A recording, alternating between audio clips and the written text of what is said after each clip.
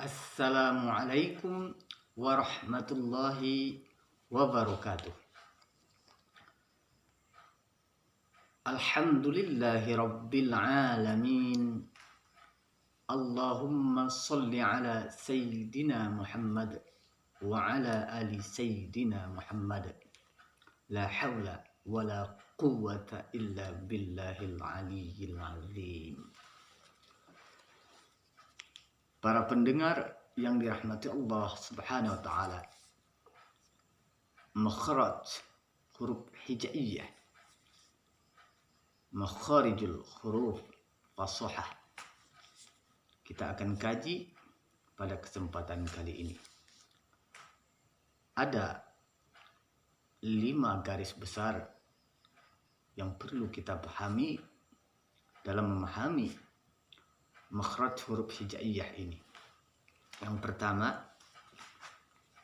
tempat keluar huruf hijaiyah itu ada pada bibir. Maka akan keluar 4 huruf. Huruf fa, huruf wa, ba, dan mim. Yang kedua, dari tenggorokan kita atau khalaq, maka ada 6 huruf. 6 huruf tersebut adalah huruf hamzah atau alif, yang sering saya lebih cenderung menyebutkannya huruf hamzah. Kemudian huruf ha, ha, kha, ain, ghaim. Kemudian yang ketiga, dari lidah kita. Banyak sekali huruf yang keluar dari lidah kita, ada 18 huruf. Terbagi pada 4 tempat pada lidah kita. Yang pertama, pada sisi tepi lidah. Sisi tepi lidah, diumpamakan ini lidah kita, maka sisi tepi lidahnya di sini. Maka 1 huruf keluar dari sini, yaitu huruf dha. Sisi tepi lidah bertemu dengan gigi geraham. Yang kedua, dari pangkal lidah kita, maka ada 2 huruf yang akan keluar dari pangkal lidah kita. Yang pertama adalah huruf qaf dan huruf kaf. Pangkal lidah ada 2 huruf. Huruf qaf lebih cenderung kepada huruf q kalau dalam bahasa Indonesia, dan kaf, huruf k kalau dalam bahasa Indonesia. Kemudian dari tengah lidah kita ada 3 huruf. Huruf jim, kemudian huruf ya, dan sya. Dan dari ujung lidah kita ada 12. Tadi dari lidah kita ada 18. 1 huruf dari tepi lidah, 2 huruf dari pangkal lidah, dan 3 huruf dari tengah lidah, dan 12 huruf dari ujung lidah kita.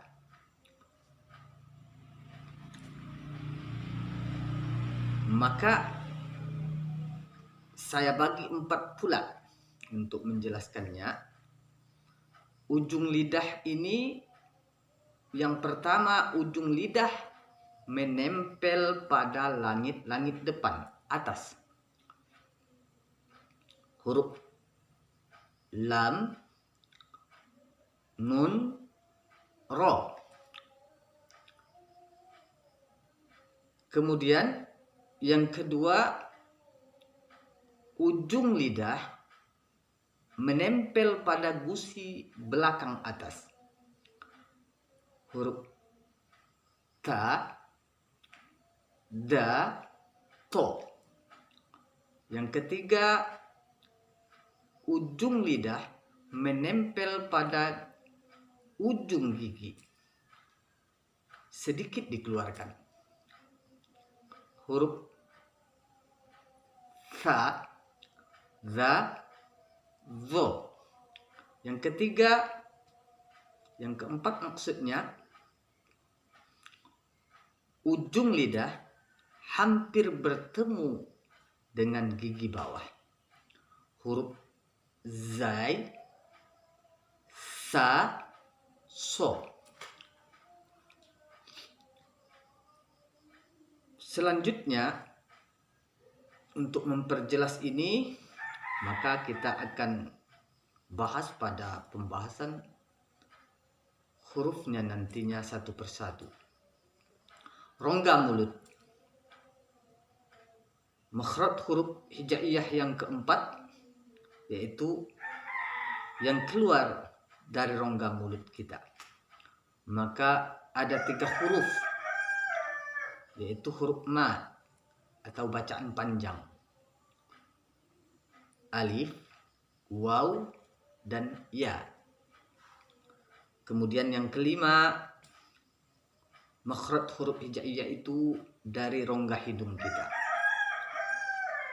Ketika bacaan dengung atau sengau, dengung terdapat pada bacaan nun, sukun atau nun mati, bacaan tanwin, fathah, fathatain, baris 2 di atas, kasratain atau baris 2 di bawah, atau yang ketiganya dhammah, baris 2 dan baris 2 depan. Dhammatain. Dan pada huruf mim itu bacaan dengung. Mim yang sukun atau mim yang bertasdid, nun yang bertasdid maksudnya pada bacaan dengung tadi. Kalau nun yang bertasdid atau nun mati nantinya pada pembahasan tajwidnya. Kalau nun bertasdid dan mim bertasdid itu pada kajian tajwidnya nantinya gunnah musyaddah, dia gunnah karena dia bertasdid. Nanti kita akan jelaskan. Namun pada kesempatan kali ini saya akan membahas 4 huruf hijaiyah sebagaimana yang kita lihat di depan ini. Yang pertama, huruf hamzah. Saya lebih cenderung menyebutnya dengan huruf hamzah atau alif yang kita kenal. Di sini alif itu ada 4. Yang pertama, alif mad. Ini untuk memanjangkan bacaan. Yang kedua, alif ziyadah. Alif ziyadah ini ditandai dengan bulatan di atasnya dan tidak berfungsi dalam bacaan. Makanya ketika menyebut wa ana minal, ketika dalam surat Al-Kafirun itu tidak dibaca. Itu contohnya. Atau pada dalam Al-Quran riwayat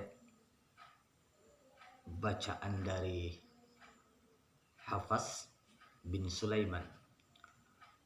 Saya khusus pada pembacaan imam atau qiraat dari Imam Hasim. Imam Hasim memiliki 2 perawinya atau 2 riwayat pembacaan yang terkenal. 2 ini yang saya jelaskan adalah riwayat dari Imam Hafs bin Sulaiman. Nanti insya Allah pada penjelasan yang akan datang saya akan jelaskan tentang ini, dan saya fokus pada riwayat Imam Hafs. Dan inilah yang dibaca di Indonesia dan kita pelajari, dan di banyak dunia Islam ataupun di banyak negara memang riwayat Imam Hafs ini yang terkenal. Dan Al-Quran yang dicetak di banyak negara juga dalam riwayat Imam Hafs ini. Makanya saya fokus pada qiraat Imam Asim riwayat Hafs bin Sulaiman ini. Untuk penjelasan qiraat ini saya akan buat insyaallah nantinya khusus menceritakan tentang Imam Hafs ini, dan juga tentang perkembangan dari qiraat dari Imam Hashim ini. Selanjutnya saya akan kembali kepada pembahasan Hamzah Qotok. Hamzah Qotok inilah yang dibaca, selalu dibaca sesuai dengan tanda baca. Kemudian pada di depan ini Hamzah Wasol dibaca saat awal bacaan dan tidak dibaca saat di tengah-tengah. Ini kebanyakan dalam awal Al-Quran itu ini alif ini atau Hamzah ini, Hamzah Wasol ini kalau di tengah kalimat dia tidak dibaca. Banyak sekali bisa saya contohkan satu, ucapan al-lazi biasanya tidak ada berharokat, maka dia kalau di awal kalimat dia dibaca, ada yang dibaca a, i, u, itu sesuai dengan di mana dia ditempatkan atau bacaan apa, surat apa yang kita baca. Namun lebih jelasnya nanti akan ketika kita membahas tentang tajwidnya. Kita mulai. Ini saya akan jelaskan huruf Hamzah pertama. Karena huruf Hamzah ini adalah huruf tenggorokan, maka untuk kita orang Indonesia, saya umpamakan dengan pengucapan huruf A, mulut dibuka A, maka kebanyakan kita atau ada kita membacanya umpamanya dengan A, tidak dibuka mulut, maka kurang sempurna. Dan juga untuk memperbaiki fasohah kita, sebenarnya kesempurnaan dari fasohah itu apabila kita membunyikan harokat fathah kita dengan membuka mulut dengan A. Ketika kita membunyikan huruf yang berharkat kasrah di bawah, maka dengan menarik bibir kita atau seperti kita tersenyum, I berbunyi I. Ketika dia dhammah, berharkat dhammah, maka kita memonyongkan mulut kita, U. Oleh sebab itu saya akan contohkan sekaligus dengan fasohahnya dan juga tajwidnya. A, I, U, ba, U, an, ani, a, na, minal, mu, nima, I, an, ani, a. Langsung hilang suaranya. A, tak boleh ditambah dalam huruf Hamzah pula. A, salah. A, mat asli, I, U, ba, di dada dihentikan atau tenggorokan pas makhrajnya, jangan di tenggorokan kita, maka dia akan berbunyi ain, ba, atau maka ketika dia mati huruf hamzah ini lebih cenderung ke dada kita. Ba memang hurufnya di tenggorokan tapi di ujung hampir ke dada. Kalau biasanya untuk lebih cenderung kita membacakannya hamzah ketika mati itu melarikannya agak ke dada. Untuk kehati-hatian kita ketika kita membunyikan huruf ain atau saya contohkan ba, ini di tenggorokan ini perlu dijaga.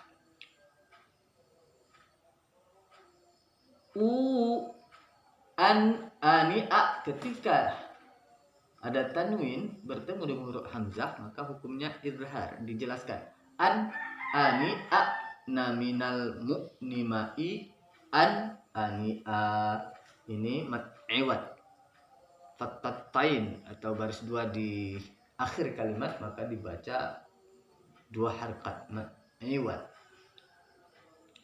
Saya ulangi, i u ba u an ani a naminal mu'nimai ani a, dua ketukan. Ini huruf hamzah, terdapat hukumnya di dalamnya izhar. Pada pembahasan tajwid selanjutnya dalam membaca Al-Quran, pada surat-suratnya nanti saya akan contohkan huruf alif ini ketika dia man amana umpamanya, atau nun mati bertemu dengan huruf hamzah atau alif, maka dia hukumnya izhar, jelas. Kemudian huruf ba seperti huruf B, ada beberapa para qori atau berbeda memang dalam pengambilan membaca huruf ba, karena memang dia dari bibir. Ada yang mendekatinya dengan mulut terkatup, memang ada yang membuatnya sama seperti huruf fa. Namun huruf fa ada hembusan nafasnya ketika kita dekatkan mulut kita umpamanya, maka huruf fa ada aliran nafas atau hembusan ketika kita buat kapas di depan di atas tangan kita, maka dia akan menghembus fa untuk menentukannya ujung gigi atas bertemu dengan huruf bibir bawah kita, maka itu huruf fa. Huruf ba ada yang membuatnya makhrajnya demikian juga, namun tidak boleh disertai keluarnya nafas. Ba boleh juga dengan mulut yang terkatup, dua bibir yang bertemu. Saya lebih cenderung dengan mendekatinya dengan huruf fa ini, namun berbeda pada kalau fa kita harus ada keluarnya nafas, kemudian ba kita tidak boleh disertai keluar nafas. Ba itu tinggal dipilih, karena memang makhraj huruf hijaiyah yang pertama sebagaimana penjelasan pertama adalah dari bibir fa wa ba mim. Jadi asalkan dia dari bibir maka dia boleh kita gunakan. Kemudian huruf yang ketiga huruf ta. Namun sebelum itu saya akan jelaskan huruf ba ini. Pada huruf ba khusus pada pelajaran atau kajian tajwidnya ada hukum iqlab, qalab. mengapa di dalam hukum tajwid disebut iqlab? Itu untuk mengapa ditambah, sebenarnya qalab membalik, karena hurufnya huruf membalik, maka untuk menyesuaikan dengan pembacaan hukum-hukum yang lainnya sebagaimana izhar, ikhfa, kemudian idgham, dimulai dari huruf i maka iqlab ini maka disetarakan atau supaya lebih mudah mengingatnya, iqlab.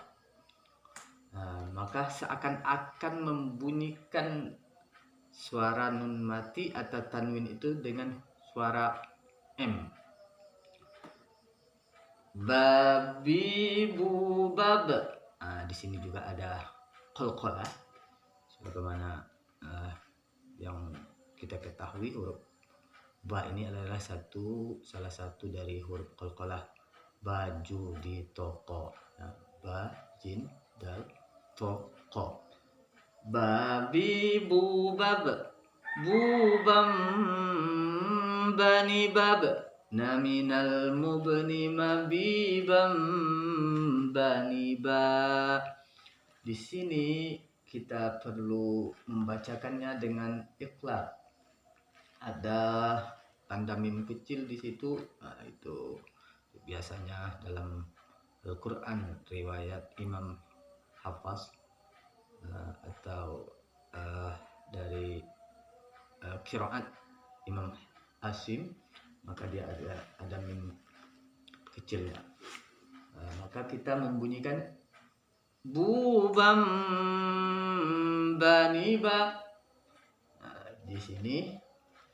Di sini ada dua contohnya. Saya akan ulangi supaya lebih paham, supaya kita dalam penerapannya di dalam membaca Al-Quran nanti lebih mudah. Saya mengarahkannya sebagaimana kita membaca makhraj huruf ba. Babi bubab, bubam bani bab, dengan membunyikannya sambil mendengungkannya itu 2-3 ketukan. Bam bani babna minal mubni mabibam bani ba. Saya ulangi. Babi bubab, bubam bani babna minal mubni mabibam bani ba. Kemudian huruf yang ketiga, huruf ta. Lidah menempel di gusi atas. Ta. Lidah tidak boleh keluar. Ta. Ta. Bukan huruf T tapi ta. Biasanya pengucapan ini ujung lidah menempel pada gusi. Di atas gigi kita itu ada gusi depannya, kita tempelkan ujung lidah kita. Ta. Maka ada makmus di sana nanti, suara desis sedikit yang bisa didengar oleh kawan di samping kita. Tati tubat, tutan tanitat, naminal mutnimati tan tanita. Saya akan dekatkan sedikit supaya dengar makmusnya. Tati tubat,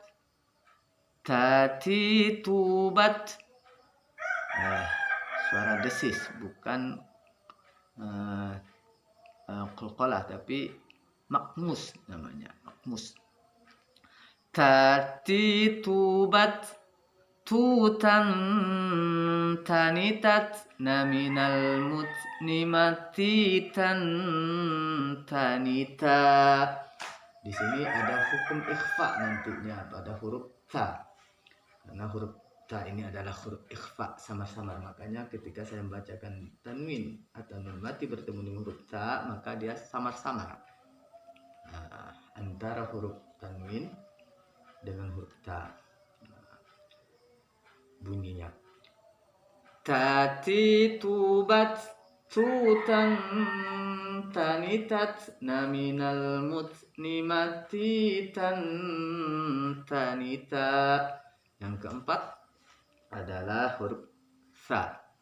Nah, huruf sa ini ujung lidah bertemu dengan ujung gigi dan sedikit dikeluarkan. Sa, sa. Nah, jangan mengucapkannya seperti S saja, tapi ada sa. Nah, kalau dalam bahasa Indonesia T dengan F didekatkan. Sa. Jadi pengucapannya berbeda dengan S atau sin. Sa.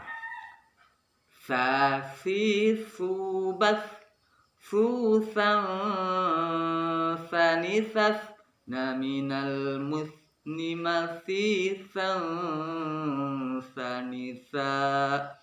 Jadi berbeda dengan huruf sa, huruf S atau ujung lidah hampir bertemu gigi bawah itu huruf sin.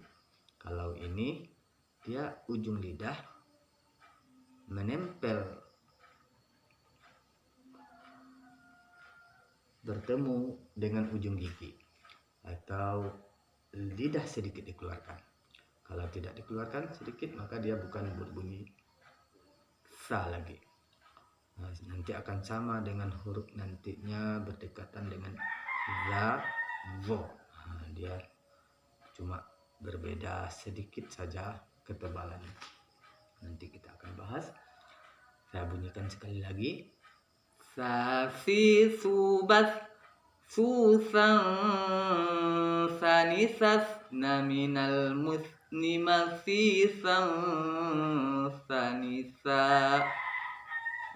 Hukum tajwidnya di sini hukumnya adalah ikhfa juga, samar-samar antara tanwin atau nun mati bertemu dengan huruf sa. Nantinya dalam pembacaan Quran itu maka dibaca samar-samar. Sansa, sansa. Tak boleh kita baca sansa, tapi harus samar-samar antara huruf tanwin atau nun mati dengan huruf sa tersebut. Ikhfa itu sendiri diartikan samar-samar. Sama seperti kita melihat orang datang dari kejauhan dalam kegelapan, makin dekat orang itu makin jelas, makin dekat orang itu makin jelas. Oh, rupanya ini baru jelasnya ketika orang itu sudah berhadapan dengan kita. Dengan demikian dengan huruf ikhfa tersebut juga demikian. Ketika itu kita membunyikannya berbunyi tanwin atau berbunyi nun, namun semakin lama kita jelaskan huruf ikhfa-nya tersebut. Sa, baru jelaskan itu namanya samar-samar ikhfa. Demikian mungkin penjelasan saat ini. Saya akan insyaallah akan melanjutkan pada huruf selanjutnya setelah sa, a, ba, ta, sa, a, ba, ta, sa, ja. Nah, nantinya huruf yang kelima adalah huruf ja. Terima kasih atas perhatiannya dan mohon maaf atas segala kekurangan. Semoga bermanfaat dan saya sudahi. Wabillahi taufik wal hidayah. Assalamualaikum warahmatullahi wabarakatuh. Demikian, dan saya berharap kepada para pendengar yang dirahmati Allah Subhanahu wa taala agar bisa membantu men-subscribe video ini dan juga like and share supaya lebih bermanfaat untuk yang lainnya dan juga bisa mendapatkan notifikasi dari channel saya untuk kelanjutan makharijul huruf dan tajwid dalam pembacaan Al-Quran ini. Kita sudahi dengan membaca doa. Allahumma arhamna bil Quran waj'alhu lana hujjatan lana. Allahumma arhamna bil Quran waj'alhu lana